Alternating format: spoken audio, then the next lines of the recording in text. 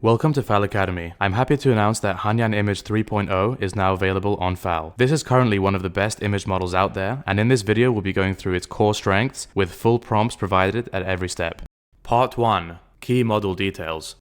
Hunyuan Image 3.0 is a text-to-image model, which means that the main input is a text prompt, which is used to guide the model's image output.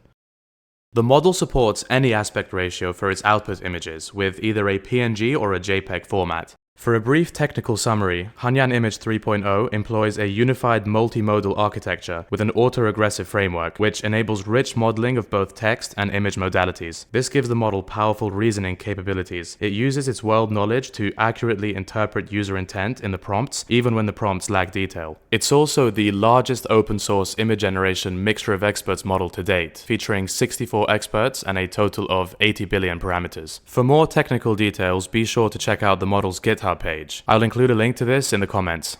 Part 2. Key Model Strengths. The first is the model's ability to generate hyper-realistic images. We can see in this example that it's able to generate portraits with natural skin textures and lighting, along with consistent physics like the waves crashing and the sand jumping up as the man runs. The prompt is also very detailed, but is still interpreted accurately, which shows the model's prompt adherence and reasoning abilities. The second key strength is the model's ability to generate images across diverse creative aesthetics, and this is where, in my opinion, the model really shines. In this example, the prompt is very simple. It's just astronaut removing their helmet on a strange alien world, face illuminated by the glow of a giant planet rising on the horizon. And it's generated this incredible looking image in a high-res 3D animation style.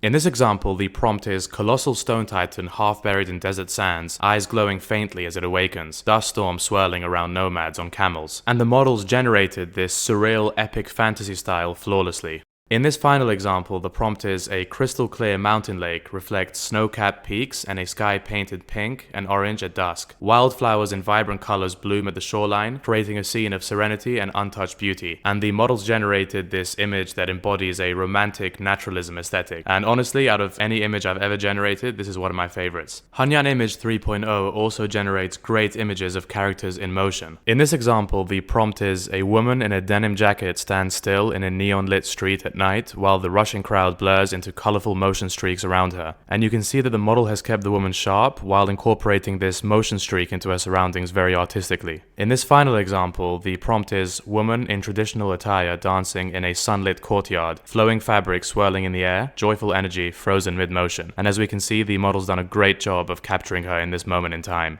Part 3. Using Hunyuan Image 3.0 on FAL.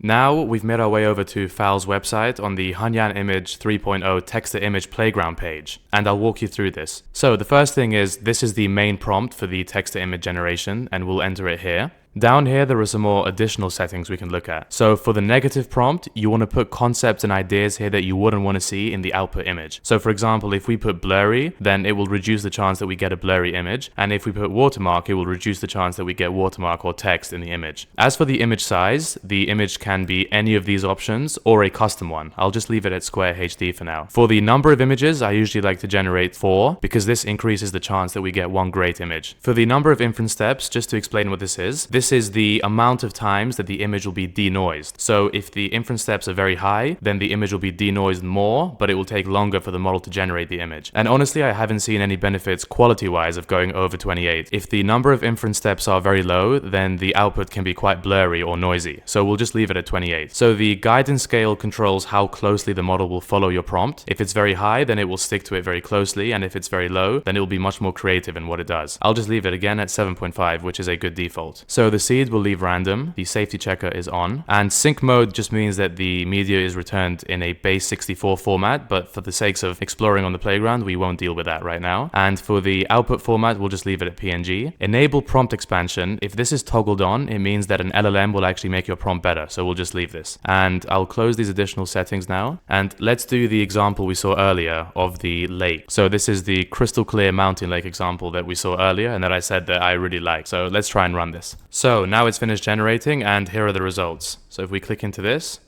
These are looking as beautiful as ever, and we can also download like this. Now, you should also check out the examples page here, because there's lots of images here, including the prompts and including some that we've already gone through, and this is a great way to get started on the playground. If you're a developer, then head over to the API page, because here you'll find step-by-step instructions on how to incorporate Hunyuan Image 3.0 into your platform. That's it for this video. Thank you very much for watching. This was only the third in the FAL Academy series, with many more on the way. Please leave any video ideas or questions you might have in the comments, and don't forget to check the comments for the important links. For now, I'll catch you in the next one.